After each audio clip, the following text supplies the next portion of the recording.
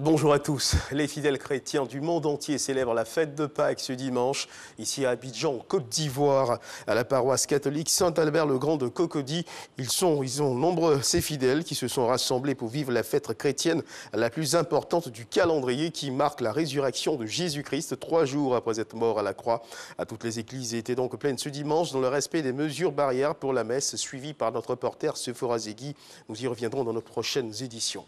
Et sachez également que les fidèles chrétiens de Korogo étaient nombreux à prendre part à la veillée pascale à la cathédrale à Saint-Jean-Baptiste. Ils sont venus célébrer la victoire de Jésus-Christ sur la mort. C'est l'archevêque Ignace Bessi Dobo qui a présidé la messe. Plusieurs catéchumènes ont été baptisés cette nuit à Mississauga. Cathédrale Saint-Jean-Baptiste de Korogo. Les fidèles chrétiens de la capitale du Poro à la vigile pascale ou la veillée pascale officiée par l'archevêque métropolitain Ignace Bessi. Cérémonie liturgique en prélude à la fête de Pâques. Cette nuit, le feu et le siège de Pâques sont allumés, puis la flamme est transmise aux fidèles jusqu'à ce que toute l'église soit illuminée par la lueur des chandelles. Cette flamme symbolise le passage des ténèbres à la lumière, la résurrection de Jésus-Christ, sa victoire sur la mort qui est l'élément central de la foi chrétienne. La résurrection du Christ n'est pas un événement qui s'est constaté par des hommes qui l'ont vu ressuscitant. C'est Dieu qui révèle que le tombeau vide est le signe que le Christ est ressuscité, qu'il est à jamais vivant. Et donc je voudrais, à l'occasion de cette fête de Pâques, inviter tous les chrétiens, inviter toutes les personnes de bonne volonté à rechercher Dieu en cultivant l'amour. Pour tout bon chrétien, nous devons faire en sorte que chaque jour soit une résurrection pour nous tous. Je voudrais donc souhaiter bonne fête à tous les chrétiens de Côte d'Ivoire. C'est une grande joie pour moi à chaque fois que je revis ce moment. Le Christ est venu au monde pour nous sauver, pour nous donner encore de l'espoir et que nous devons toujours avoir confiance en lui dans tout ce que nous faisons et le mettre aussi à la première place de tout ce que nous avons en cœur, dans tout ce que nous allons entreprendre. La veillée pascale clôt le Triduum pascal. C'est la veillée la plus importante de toutes les veillées de l'année liturgique. Le récit de la Genèse jusqu'à la résurrection de Jésus-Christ est relaté et religieusement écouté par les fidèles. C'est au cours de cette nuit aussi que sont pratiqués les baptêmes des adultes.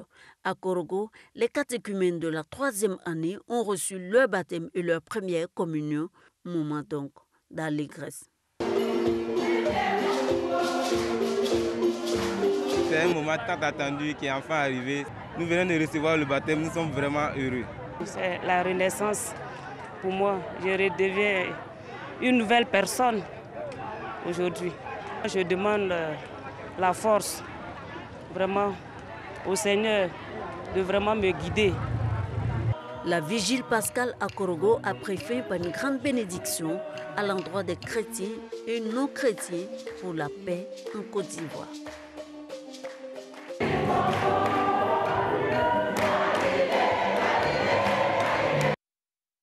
De Mississauga et puis tout savoir sur la fête de Pâques et ceux qui l'entourent. Les temps forts du carême chrétien aboutissant à la célébration de la résurrection du Christ dans le cadre du magazine de ce dimanche, jour de Pâques. Nous recevrons comme invité le père Joseph Yeo, vicaire de la paroisse Saint-Michel, archange de Umputo, avec notre invité bien sûr, nous aborderons toute la symbolique qui encadre justement la célébration pascale.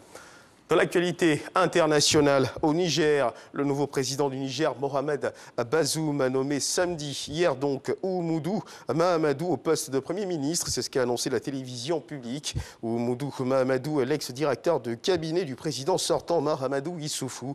Diplômé en économie, en gestion des entreprises et en comptabilité, Oumoudou Mahamadou est originaire de la région de Tawa, dans le sud-ouest du pays.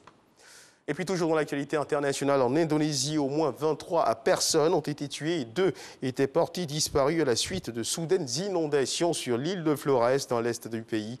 C'est ce qu'a annoncé ce dimanche les autorités.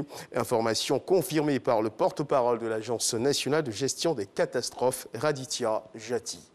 Et c'est sur cette information que se referment les pages de ce flash d'information. Je vous retrouve à 13h pour le journal. Merci de nous avoir suivis.